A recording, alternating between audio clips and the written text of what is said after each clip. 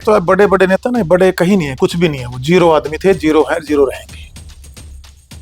मैं आपको बता दूं, अर्थशास्त्री है वो सिर्फ हमें इस्तेमाल किया गया अपने इस चैत्य को आगे ले जाने के लिए। देवेंद्र बबली पर भी बहुत सारे आरोप ऐसे लगते हैं, खुल्लम खुला इस तरह की बातें भी टोहाना में कहीं कहीं सुनने को मिलती है कि देवेंद्र बबली जब तक पंचायत मंत्री थे, देवेंद्र बबली ने खूब कमीशन लिया और देवेंद्र बबली के दोनों भाई खूब टोहाना में लूट मचाई। और यहाँ तक कहते हैं जो ये ब्लॉक, जो टाइलें होती है, ईंटें, इनमें कमीशन लेना, ईंटों में कमीशन लेना, इस तरह की बातें खूब आपके विरोधी करते हैं।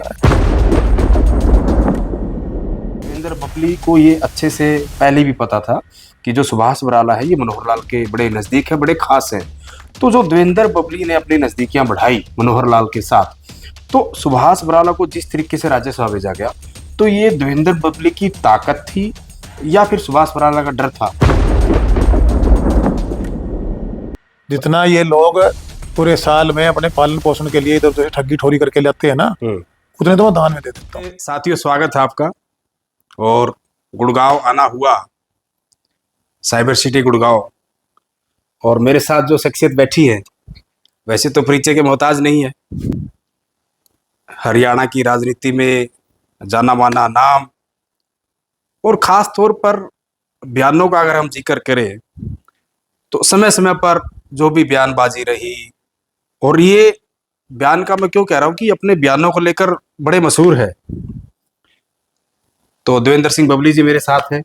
जो देवेंद्र बबली बीच बीच में जो बयान देते थे, आप जब पंचायत मंत्री थे तब भी, पंचायत मंत्री बनने से पहले आप एक आम विधायक थे तब भी, तो ये जो बोलचाल है ना, देवेंद्र बबली के दो रूप है। देखो, आपके होते हैं ना, एक तो आपके शुभ चिंतक है, एक आपके अति शुभ चिंतक है, यानी कि उनको आप विरोधी मान सकते हैं।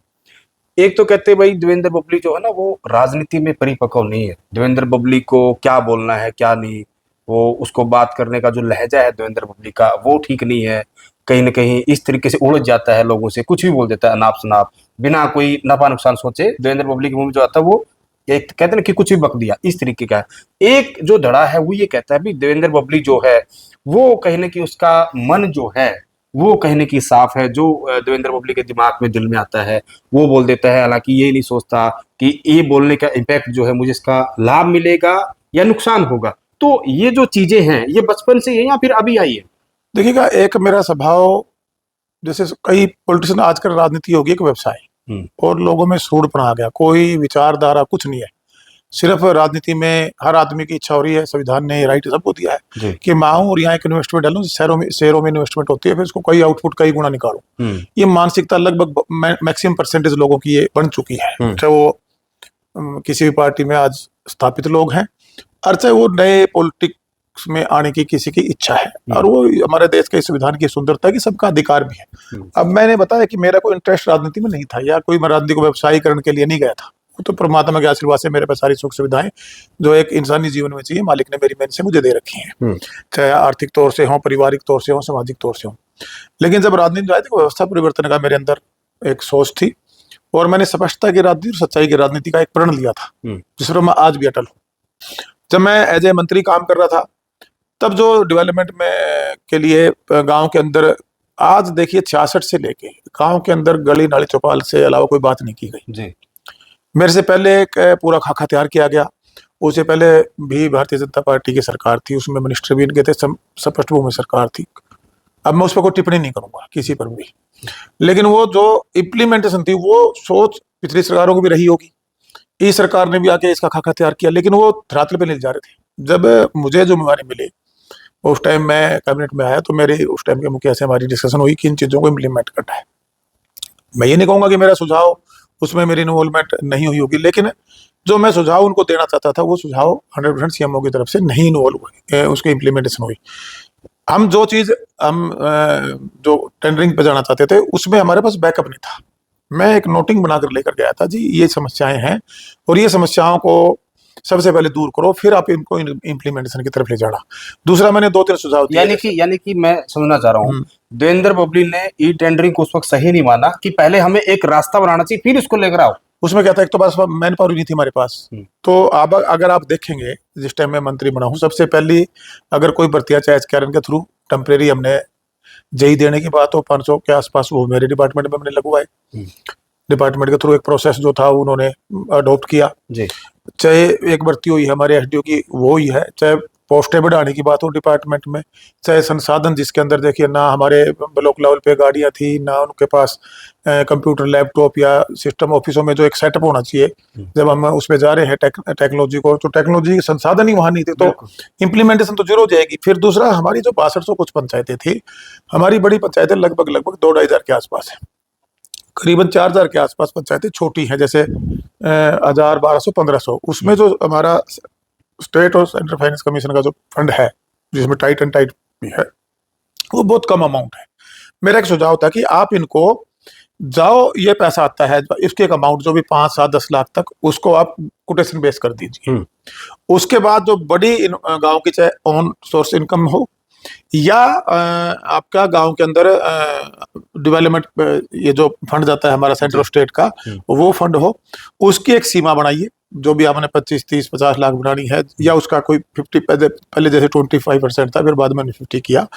और उसके बाद जो डेवलपमेंट का पैसा फंड सरकार दे, वो बेशक हम सारा, वो तो पहले भी ऑलरेडी टेंडर बेस ही था काम जी। तो उसमें कहीं ना कहीं वो मेरा सुझाव 100% वो इम्प्लीमेंटेशन में नहीं आया। मैं बार बार नोटिंग भी फाइलों पर, फाइलें आती गई, ऊपर नीचे चलती गई। फिर मेरे को भी था कि अगर ये इन फाइलों का ये ऊपर नीचे चलता रहा तो जो मैं चीजें देना चाहता था वो इम्प्लीमेंट नहीं हो पाती। हालांकि उसका जो मेरा विजन था, मैं ये मानता हूँ कि मैं उसको 30-40% ही डिलीवर कर पाया हूँ। अभी तो उसमें बहुत काम बाकी है। अब ये पुरानी बिल्डिंगों का था, जैसे मैं लाइब्रेरी में जिम और ये देना चाहता था, गांव में पार्क वाली जो व्यवस्था मैं लेके आया, फिरनियों वाला ये सुझाव मेरा था, एलईडी लाइट लगाकर सारा का सारा गांव, जो शहरीकरण की बातें थी, वो शहरीकरण को फाइलों पर ले जाकर, फाइलों से उसको ले जाकर धरातल पर ले जाने का जो मेरा प्रयास था, उसमें मुझे आज मैं तो नहीं कहूँगा कि मैं कर नहीं पाया। जो मुझे एक सपोर्ट सरकार का मिलना चाहिए था सीएमओ से, वो कहीं ना कहीं वहाँ उस टाइम बाधित होता था। और बार बार मेरे प्रयास के बाद भी जो काम एक दिन का है, उस काम को महीना, 1.5 महीना, 2 महीने उस पर नोटिंग लिंगर ऑन होता था। 5 साल अगर ये प्रॉपरली जिस विजन को मैं लेकर मेरे को मौका मिला था काम करने का, वो अगर हमें कर लिया होता, तो मैं ये पूरे दावे के साथ कह सकता हूँ कि हमारे गांव का अभी भी काफी व्यवस्थाएं बदली है। जैसे जोड़ों का जीर्णोद्धार था, ये ऐसा नहीं था कि ये इनका प्रपोजल ये 2015 में तैयार किया था, लेकिन धरातल पर नहीं गया, वो किसी और ही फाइलों में गुम हो गया।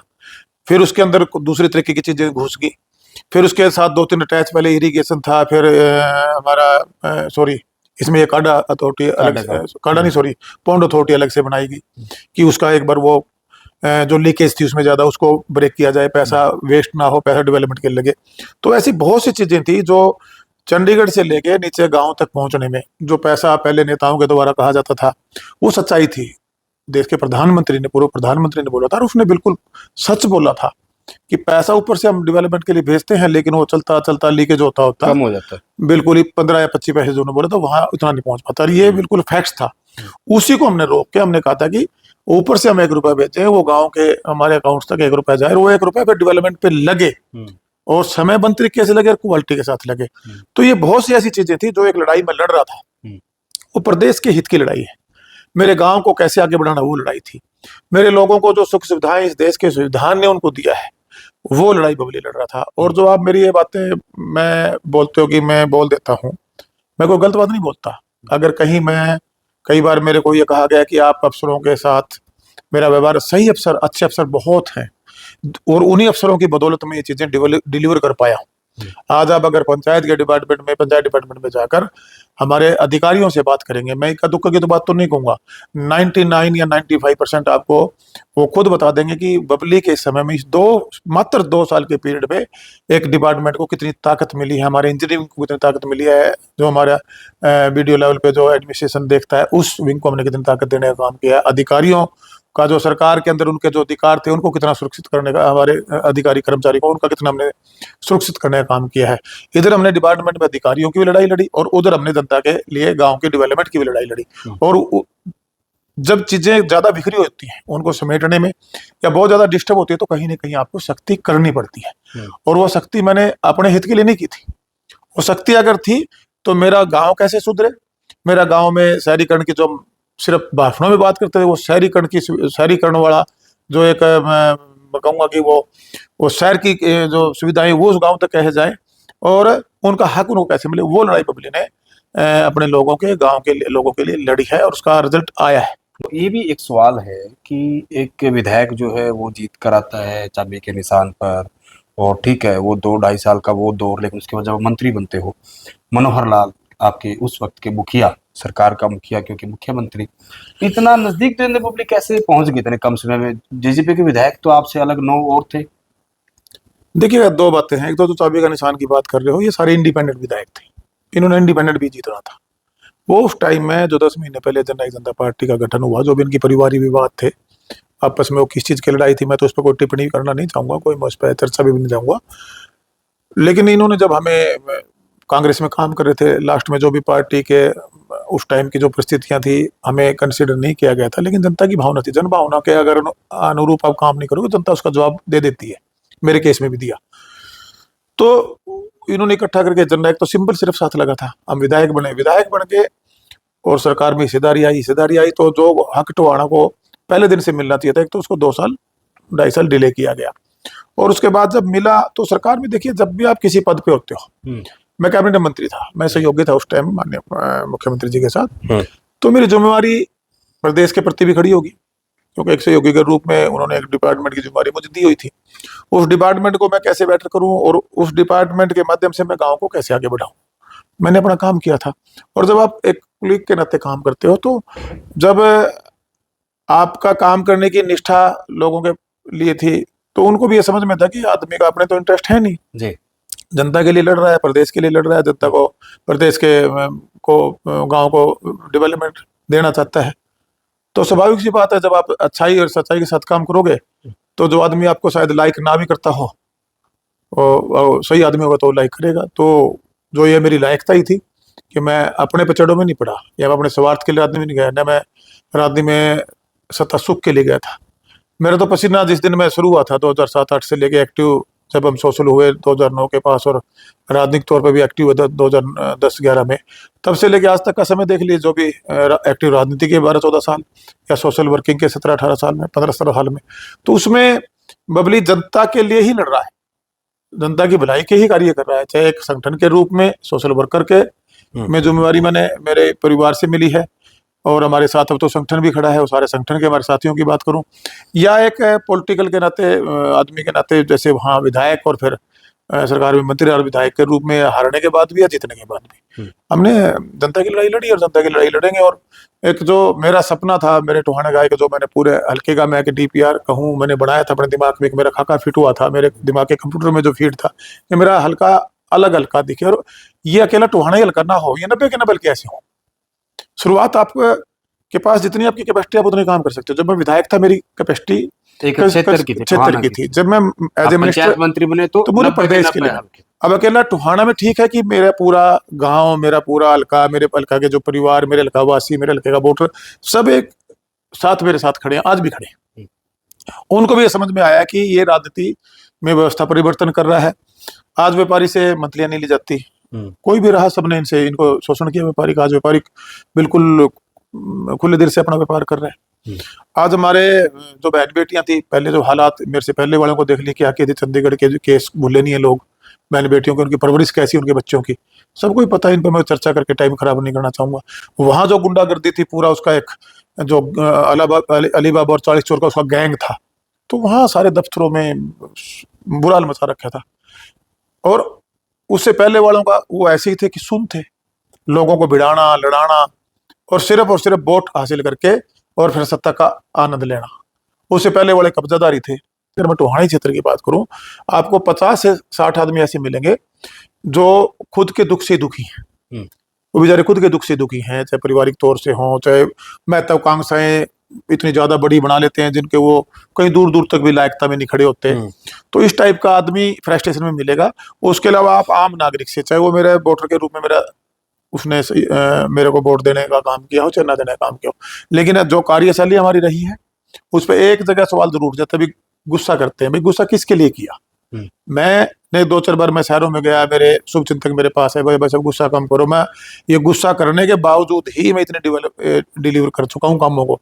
अगर मेरा ये गुस्सा और ये जो मेरा एक एग्रेसिव होकर काम करने की क्षमता मेरे अंदर ना होती तो आज टोहाना 25, 30, 50 साल पहले खड़ा था, वो वहीं खड़ा होता, क्योंकि जो काम करने का एक सिस्टम था वो बिल्कुल खत्म हो चुका था, उसको डिमक लग चुकी थी। अधिकारी कर्मचारी ये नहीं था काम नहीं करना चाहते थे, वो इतने मायूस हो गए थे कि उनको हमने एक हौसला देने का काम किया। नहीं, आपने हौसला दिया। जिस विषय पे हम बात कर रहे हैं इस पे मैं आखिरी सवाल लूंगा, फिर हम आगे बढ़ेंगे। नरेंद्र मोदी देश के तीसरी बार जो है वो प्रधानमंत्री बने और मनोहर लाल को नरेंद्र मोदी के बड़े खास नेताओं में माना जाता है। और अगर मैं हरियाणा के लिहाज से कहूँ तो सुभाष बराला को भी मनोहर लाल के खास लोगों में गिना जाता है कि अगर मनोहर लाल के करीबी हैं तो सुभाष बराला है।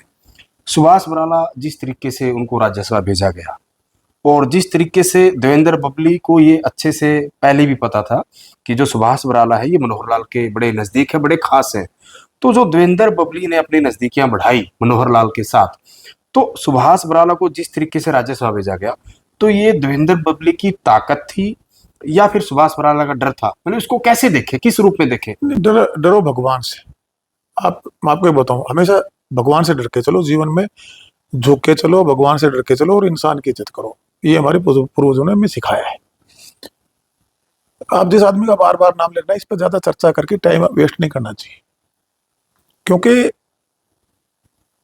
मैं काम कर रहा था। मेरे सवाल को पूरा करूं? हाँ, ये भी कहीं न कहीं चर्चाएं थी कि भाई देवेंद्र बबली, मैं विधायकों की बात कर रहा हूँ, जो मेरे बाकी, क्योंकि विधायक साथी तो सबके साथ बात करते हैं, तो हम पत्रकारों से भी बात करते हैं, जैसे हमारी दोस्ती है।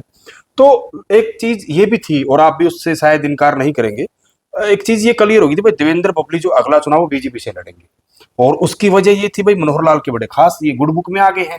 तो ये होते हुए भी तो कहीं ना कहीं उनको, जैसे राज्यसभा की सीट खाली होती है उनको ऊपर भेजा जाता है, तो क्या एक ऐसा प्रयास था? हालांकि उसके बाद तो रास्ते अलग हो गए हैं, आपके अलग रास्ते आपने चुन लिए, उस पर हम बाद में बात करेंगे। तो ये मेरा सवाल था कि कहीं ना कहीं क्योंकि सिटिंग विधायक वो थे आपसे पहले और वो बीजेपी के बड़े नेता, तो उनका राज्यसभा जाना तो उनकी जगह कोई तो लड़ेगा, और देवेंद्र बबली का मनोहर लाल का खास होना, तो क्या ऐसा कोई प्रयास किया गया था? खुलकर आप ये बात बताइए। देखिएगा, एक तो बड़े बड़े नेता ना, बड़े कहीं नहीं है, कुछ भी नहीं है, वो जीरो आदमी थे, जीरो है, जीरो रहेंगे। मैं आपको बता दूं, अर्थशास्त्री है वो सिर्फ हमें इस्तेमाल किया गया अपने इस चेहरे को आगे ले जाने के लिए, हमारा इस्तेमाल हुआ है। और जो बातें आपने बताई दी, खेल मंत्री की बता दी और 2-3 केस बता दिए, इसके केस बता दिए। एक आदमी सरेआम गलती करता है, समाज की, हमारी सामाजिक व्यवस्था को तार तार करता है, और उसको अगर कोई आदमी प्रमोट कर रहा है तो क्वेश्चन मार्क तो वहां भी लगता है। बबली अपने काम की वजह से लोगों को पसंद आया था, चाहे वो उस टाइम की मुख्यमंत्री जी की बात करूं, क्योंकि बबली ने कभी अपने लिए कोई कुछ सरकार में जाकर नहीं कहा। बबली ने कहा प्रदेश हित के लिए कहा, बबली ने कहा टोहाना का जो हक था उसको लेके आने की बबली ने बात करी। 2 ही बातें बबली ने अपने इस 4.5 साल के जो विधानसभा में मुझे भेजकर मेरे लोगों ने काम करने का जो मौका दिया था, मैंने सिर्फ 2 कामों के अलावा कोई तीसरा काम नहीं किया सरकार में बैठ के। मैंने 2 ही बातें की, मेरा प्रदेश का, मेरा गाँव आगे कैसे बढ़े, जिम्मेवारी मेरे पास थी। सारी सुख सुविधाएं, संसाधन, मैक्सिमम जो शहरीकरण की बात है, मैं कैसे अपने हर गांव तक ले जा सकूँ, 62 पंचायतों, 50 पंचायतों तक ले जा सकूँ। और मेरे टोहाना के अंदर जो 9 स्तरीय कार्यक्रम मैंने चलाया था, वो मैं सबसे पहले टोहाना में इम्प्लीमेंट कैसे करा सकूँ, मेरा एजेंडा यही था। और मैं तो साफ सुथरा और एक ईमानदार से काम करने वाला आदमी हूँ, और सच्चा और सुच्चा आदमी हूँ। और सच्चे और सुच्चे आदमी को सच्चा सुच्चा आदमी ही अपने साथ चला सकता है। कमजोर किस्म की सोच का आदमी देवेंद्र सिंह बबली को अपने साथ नहीं चला पाएगा। हर बात देवेंद्र बबली को लेट समझ क्यों आती है? क्योंकि मुझे कभी भी समझ नहीं आया। मैं बताता हूँ मेरा सवाल, मुझे आज भी याद है और आपको भी अच्छे से याद आ जाएगा।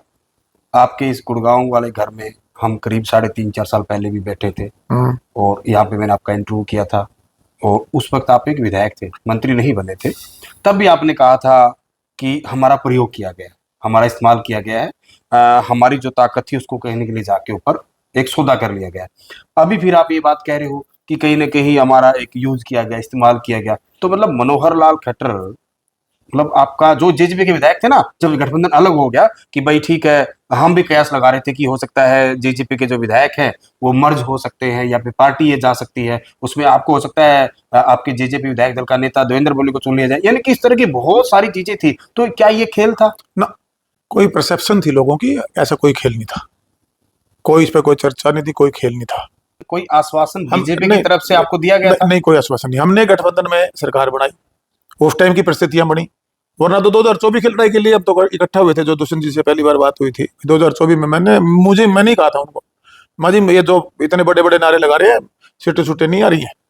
ये मेरा खुद का एक अपना एक वेव होती है, आदमी की एक सोच होती है, जो आप कहते हो। मैं थोड़ा यानी कि 2019 में आपने दुष्यंत को बोल दिया था कि इतनी सीटें नहीं आने वाली। नहीं आने वाली, सबको ही पता था। ये तो चलो एक इन्होंने प्रोपगंडा, एक परसेप्शन बनाई थी। देवेंद्र पब्लिक को क्या अंदाजा था कितनी सीट आ जाए? ऐसा फीलिंग, लोगों से बात कर रहे हो आप, हर जगह आपके रिश्तेदार बैठे हैं, कुछ और बैठे हैं, एक माहौल बनाया जा रहा था उस टाइम पार्टी में, सामने वाले लड़ना नहीं चाह रहे थे, बड़ी बहुत सी चीजें थी, जिसका एक सर्वे, जैसे आप जैसे भाई हैं जो पत्रकारिता में ठीक ठाक अपना पूरे हरियाणा के फील्ड का नॉलेज रखते हैं, तो ऐसे 20-50 बुद्धिजीवी लोग हमारे भी शुभचिंतक हैं, तो चर्चा होगी तो चर्चा से कुछ निकल के बातें सामने आती हैं। तो उस टाइम हमें, मुझे ऐसा लग रहा था, और वही हुआ जो मुझे मुझे एक किस्म से, हमने जब वो चर्चा हमने बैठ के की थी, जब हम पार्टी में के लिए हम इकट्ठा होने की हम जब तैयारी कर रहे थे, और उसके बाद हम गठबंधन में भी गए।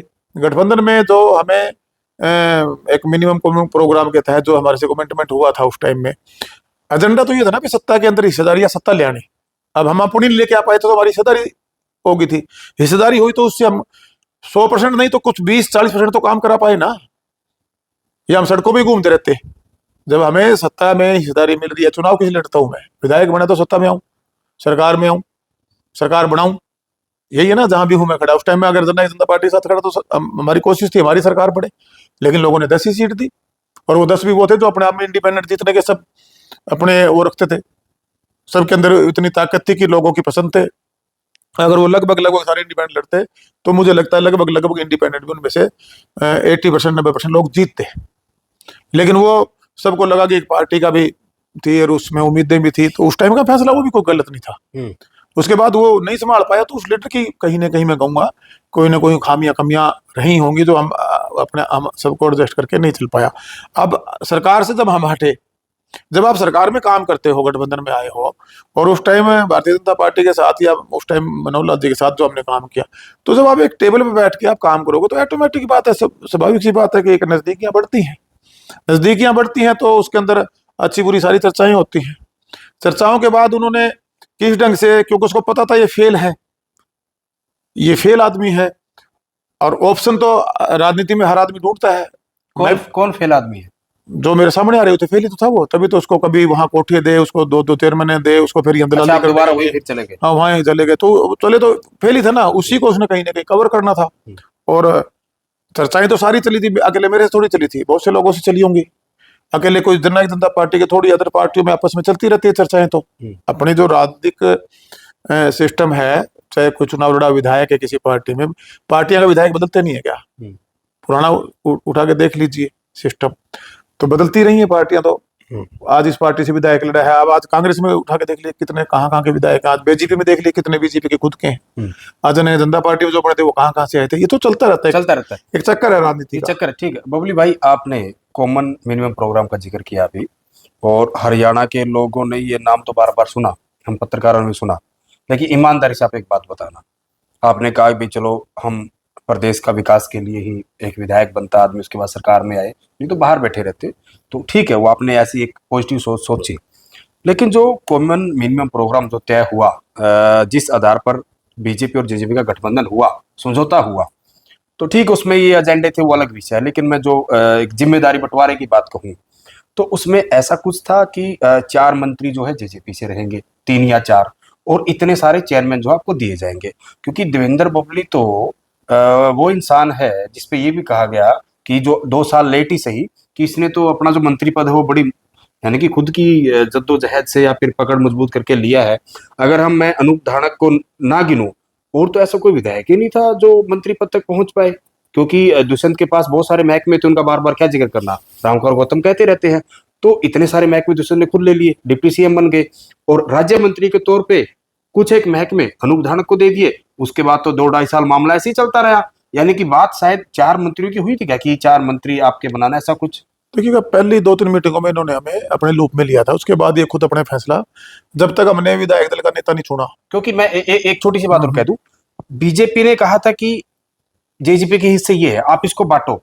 तो क्या आपके नेता दुष्यंत ने भाई उधर से मान लो भाई 100 रुपए है, 100 रुपए में से आपको 40 रुपए दे दिए, ला भाई 40 रुपए तुम्हारे, तो उन 40 रुपयों को तरीके से क्या बांट दिया गया था आते ही, या उसमें देरी की गई?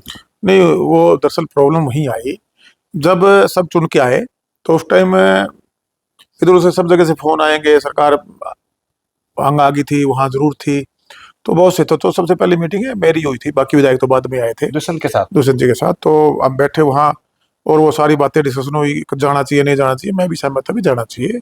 अब जाने के लिए हमने जो लोगों में जाके एक मैनिफेस्टो लेके गए हैं, क्या हम अपने मैनिफेस्टो में से कुछ काम करा पाएंगे? नहीं करा पाएंगे। हम जाए बिना मतलब के लिए गाड़ी गुड्डे लेके उड़ने बोले नहीं है, ये चीजें में जैसे नौकरियों में था 75% का था, महिलाओं को जो हमने पंचायतों में दिया, और भी हमारे 4-5 एजेंडे रहते थे मोटा मोटा। अब तो मेरे सारे ध्यान में डिस्कशन हुए हमारे, डिस्कशन होने के बाद ये बिल्कुल ठीक कह रहे हो आप, ये सारी की सारी चीजें तय हुई थी जो आप कह रहे हो 4 मंत्री वाला भी ये भी तय हुआ था। लेकिन जब विधायक दल के नेता बढ़ाने के बाद अगली जो मीटिंग हुई तो इन्होंने सबको एक साइड कर दिया, वो फिर इन्हें फैसले अपने खुद लेने शुरू कर दिए, और उसी वजह से बस 2-4-5 आदमी ने इनको घेर लिया, वो अपनी पर्ची खर्ची में लगे रहे। और सबसे पहले पीठ में छुरा मारने वाले भी लोग हैं मेरे टोहाना से आज थे, वो तो इनके साथ भी नहीं है। नो वो तो सबसे पहले मैंने पता था, ये सबसे पहले इसकी पीठ का खंजर यही गोप के भागेगा, क्यों हम उसके नेचर से कैरेक्टर से वाकिफ थे।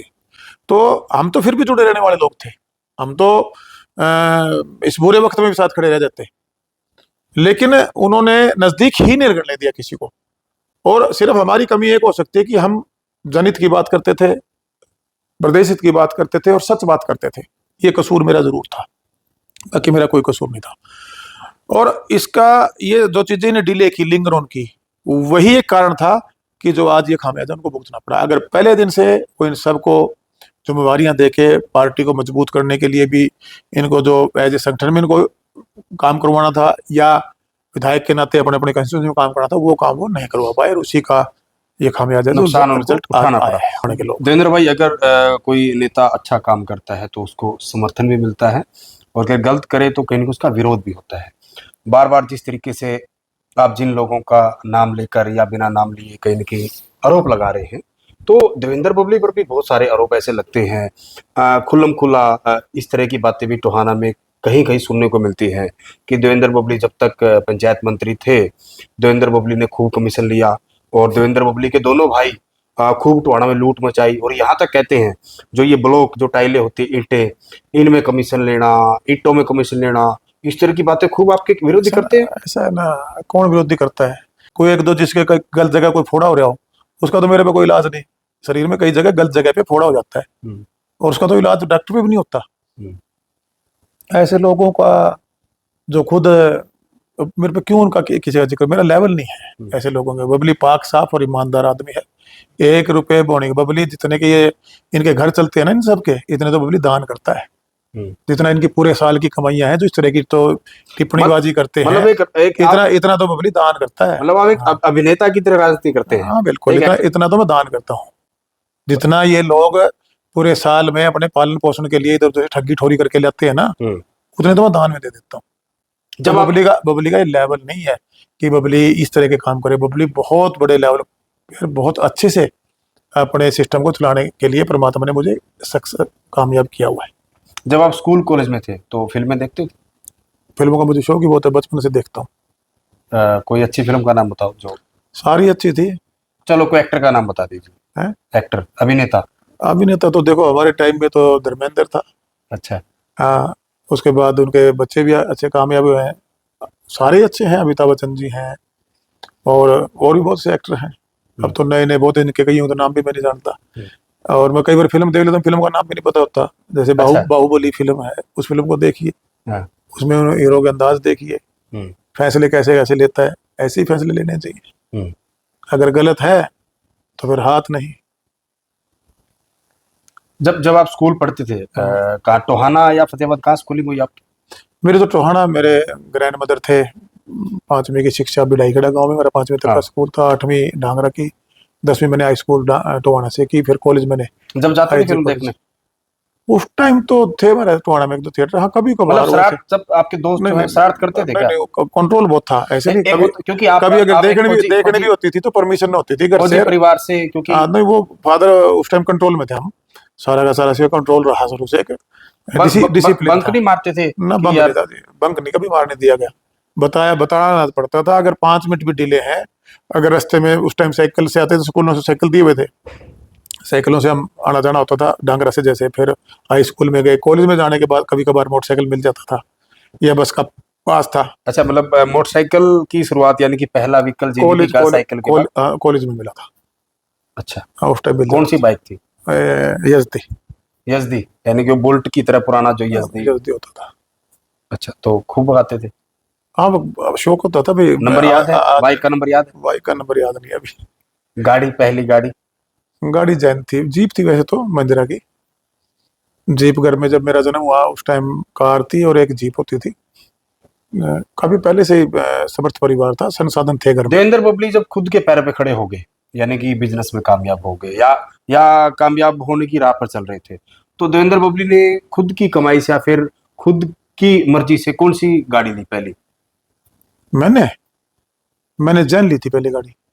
सन कौन सा था? सन शायद था 95। अच्छा, और आप 97 98 में शायद यहाँ आए हाँ, गुड़गांव में। उससे पहले घर पे जीप होती थी। वो लेकिन वो परिवार की हाँ थी ना, हाँ। मैं आपकी बात कर रहा हूँ मैं कि जैन आपने जो ली। मैं जैन लेके आया था। जैन। और गुड़गांव आने के बाद फिर मैंने फोर्ड की ली थी। फोर्ड। हाँ, पहली गाड़ी फोर्ड की ली थी।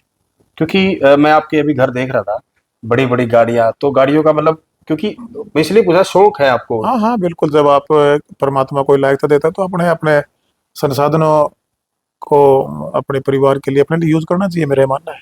अगर आज मैं कमा रहा हूँ तो मेरा राइट है, हम्म, मैं अपने संसाधनों का इस्तेमाल करूँ। हम्म, और उसमें से हम तो कुछ ना कुछ हिस्सा निकाल के लोगों की भलाई में लगाते हैं। हम्म।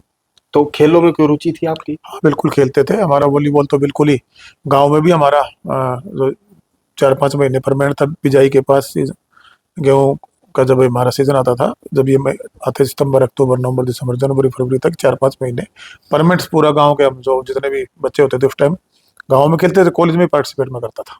बहुत बहुत शुक्रिया थैंक और यू। बहुत बहुत धन्यवाद।